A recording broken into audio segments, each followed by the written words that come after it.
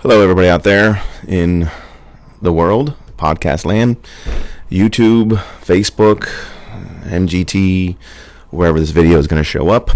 So I've been sitting around bored out of my mind because of the quarantine, as everybody knows. A lot of you are going to be returning people who know that I'm a lawyer. Some of you may be new who don't know that I'm a lawyer, but I am a lawyer. And right now, because of the virus, much like everything else, the criminal justice system and the court system in general is basically shut down. They're canceling court hearings, they're canceling mediations, they're canceling everything, basically. Trials have been suspended, so there's really not a lot going on right now. So much like the rest of you, I'm kind of bored, so I thought, hey, what's a great time to start something I've been wanting to do for a while now. As a lot of you know, again, if you're returning people or even if you're new people, guess what? So I do specialize in firearm law. A lot of people call me the gun lawyer. I'm trademarked as Minnesota gun lawyer based on the location of where I practice. And lots of times I do little videos that I post all over YouTube, on my website, and certain Facebook channels, talking about firearm related issues when it comes to the law, talking about things in general as it relates to firearms. We do a lot of traveling shows. And for a while now, I've been wanting to start kind of like my own little podcast or YouTube video.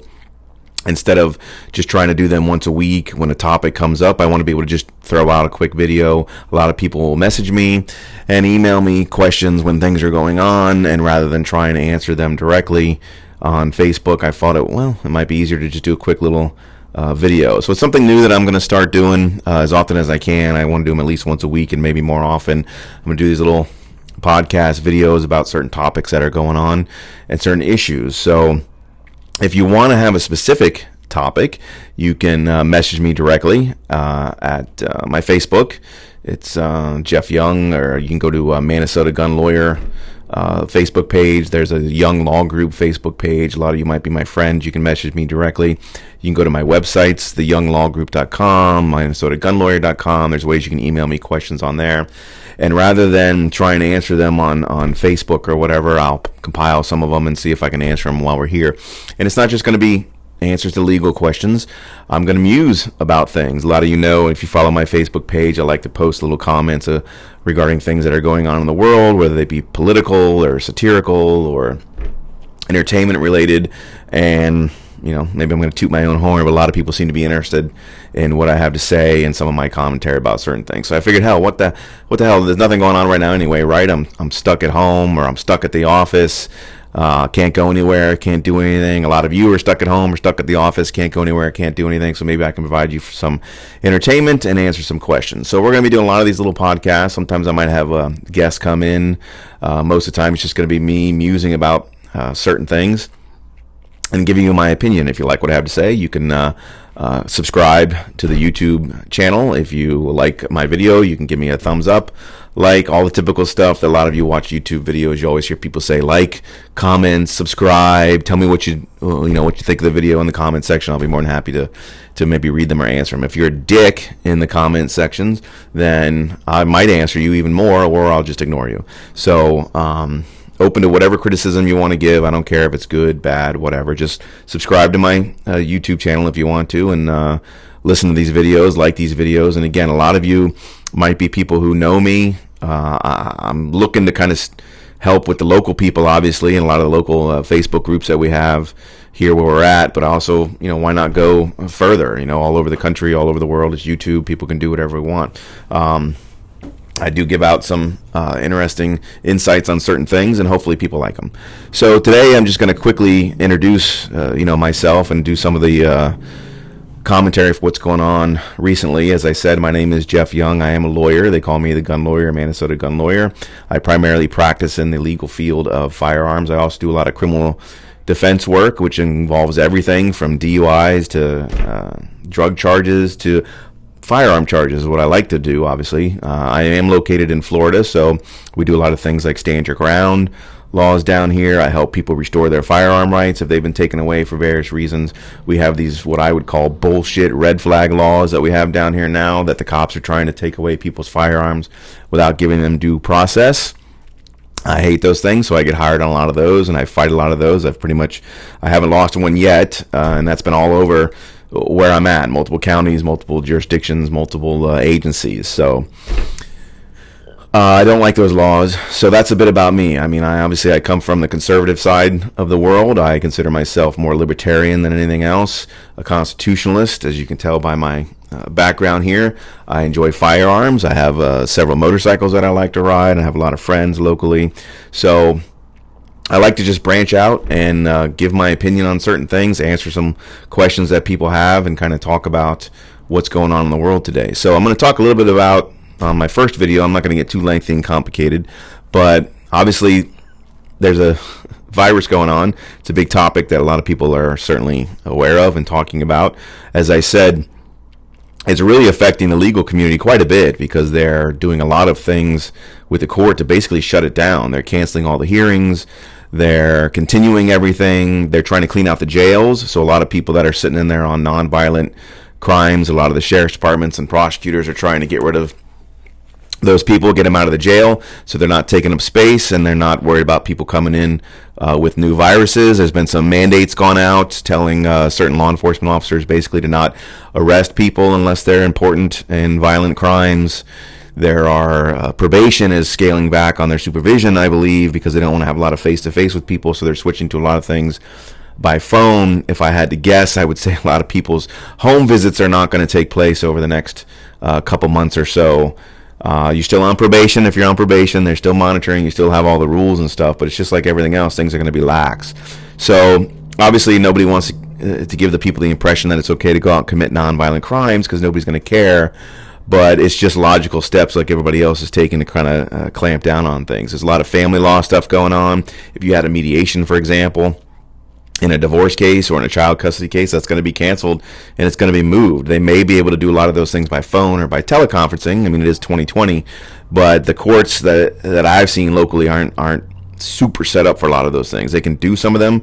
I have done mediations before when my client was in Hawaii, so obviously you can do those with people being long distance. But if for some reason you can't, it's going to be canceled and it's going to be moved, and you're not going to get your divorce as soon as you want. You're not going to get your kid back as soon as you want. So if there are emergency hearings, just to let people know, if there are emergency hearings, most courts will still find a way to do those. For example, if somebody's in jail and they need to enter a plea to like a time served offer to get out of jail, they're going to schedule that. They can do those by video conference to get the people out of the jail. If you have an emergency situation with a child, like you need a pickup order, a parent is taking the child and is now refusing to bring them over for visitation, or they've fled the state with them or something, you want to do an emergency hearing on a pickup order, you could probably get hearing times on those. The red flag laws, or what they like to call risk protection orders in Florida, are still going forward because those are considered essential hearings, because if they're going to take your Second Amendment rights away, we can't put that on hold. We have to do those no matter what. So those hearings are still going forward. Things like injunctions. If you're trying to get an injunction to somebody, they're still going to have those hearings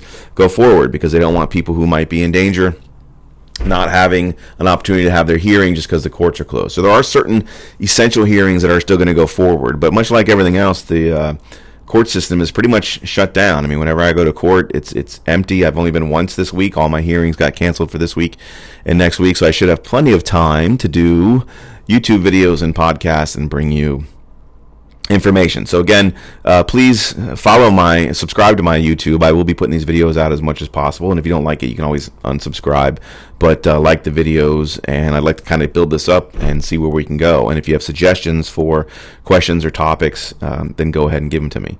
But a lot of this stuff, so back to the virus, obviously for the office, for courts, it's kind of getting shut down, and everything else is kind of getting shut down too. And a lot of people are getting, as a libertarian kind of constitutional rugged individualist type person, a lot of this stuff is annoying the crap out of me because I never like being told what to do, especially by the government, and I know most of you don't as well. And we're seeing a lot of stupid stuff going on out there, such as the toilet paper shortage, which is the dumbest thing I probably have ever heard in my life.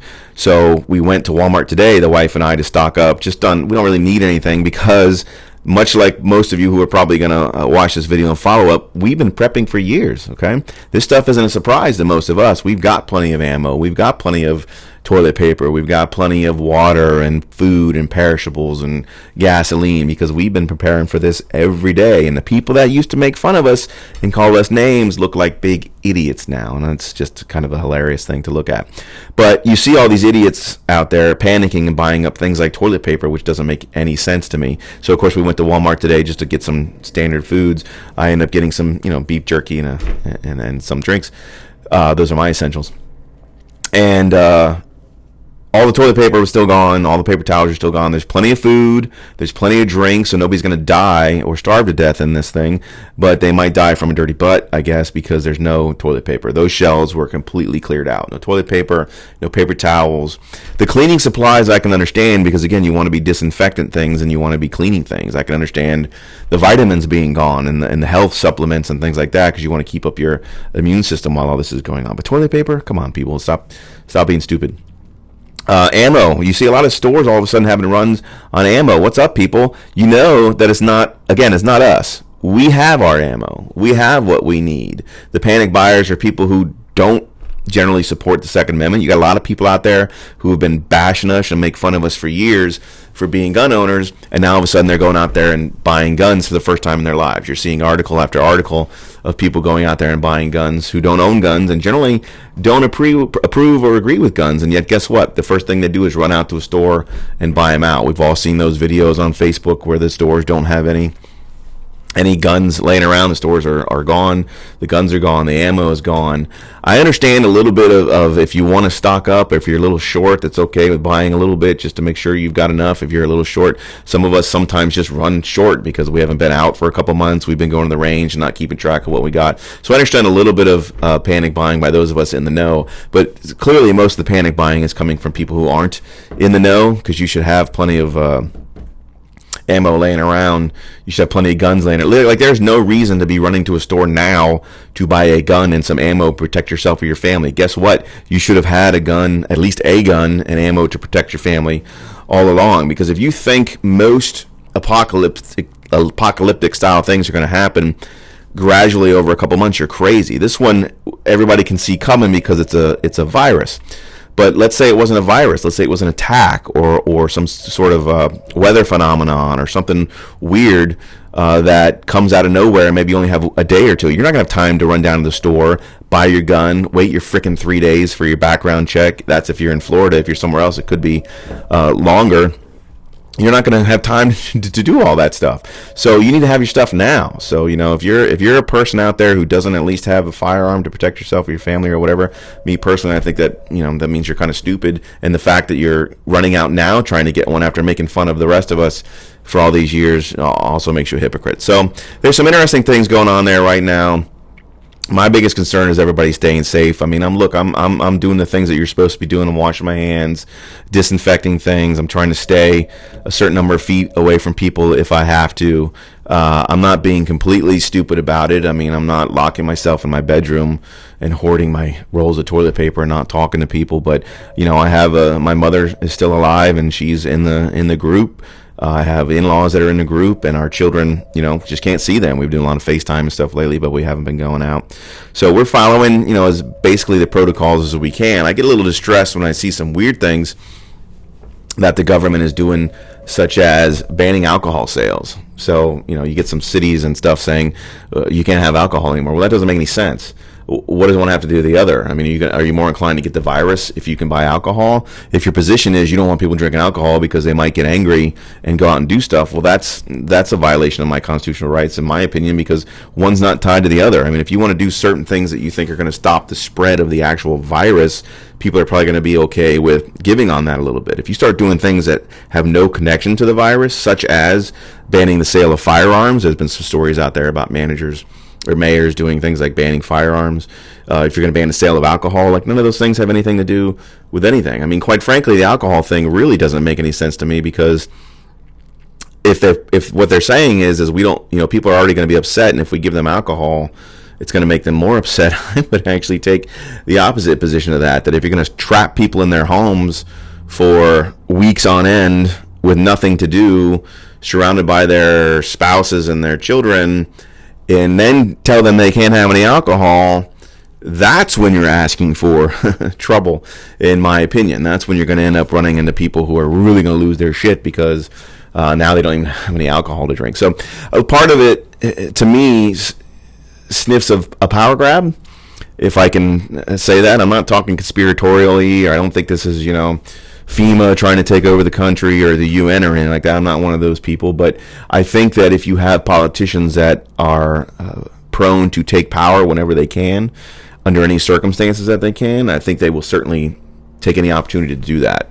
And so if you're going to do something like shut down the beaches because there's thousands of people out there, okay, I can kind of accept that a little bit. I understand it. I still think it might be a little bit of an overreaction, but look, I'm not a virologist, so I'm not going to second guess those type of things. But if you're going to say that you can't sell alcohol anymore or suspend gun purchases, like, those things don't make any sense to me. One doesn't have anything to do with the other. I believe Pennsylvania, for example, has shut down truck stops, so trucks can't stop. What's that got to do with anything? Hardly anybody goes to a truck stop. If they got to stop there in the middle of the night and fill up and take a nap, you're not spreading any disease by doing that. All you're doing is impacting the supply lines going across the country, and I don't understand that. There's no logic to that. So that's why part of me gets a little worried about these type of things.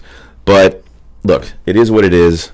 Those are my musings for today. I'll probably do some more musings throughout the days and throughout the weeks. That's just kind of my initial statement about the topics of the day. So look, if you want to, again, follow my YouTube site, click subscribe. I'll be posting this on all the Facebook pages. You all know who you are. The Facebook pages, people who know me, people who don't know me. If this channel blows up and people start liking it that aren't from Florida or aren't in our little group, welcome. I hope you start liking what it is. And if you think other people might like this, go ahead and put it on your Facebook page, share it with your friends, tell them it might be a little cool place to go. Look, we're going to have some fun. Right now things are down a little bit, so it's kind of hard to have fun, but we're still going to do it. Damn it. It's going to be informative. It's going to be fun. I'm going to crank them out whenever I get bored, which is probably going to be a lot lately. And so I'd appreciate it if you would support my new venture and my new channel. If you have any questions, again, direct message me or go to my websites and send me messages on there. But I really look forward to talking to you guys every week. And thanks for watching the first video. So again, keep tuned in. I think it's going to be called MGL is what I'm going to call the site. Obviously, most of you know, again, I'm a Minnesota gun lawyer, but I'm afraid if I call it in big banners, Minnesota gun lawyer, YouTube or Facebook or somebody might catch it on one of their algorithms, and all of a sudden you're not going to be able to see my thing. So I'll probably just call it MGL for short to kind of keep things on the down low. But look, if you think people who might like to follow my channel, who might like to ask me questions, who might like to listen to my musings, please go ahead and share it with them.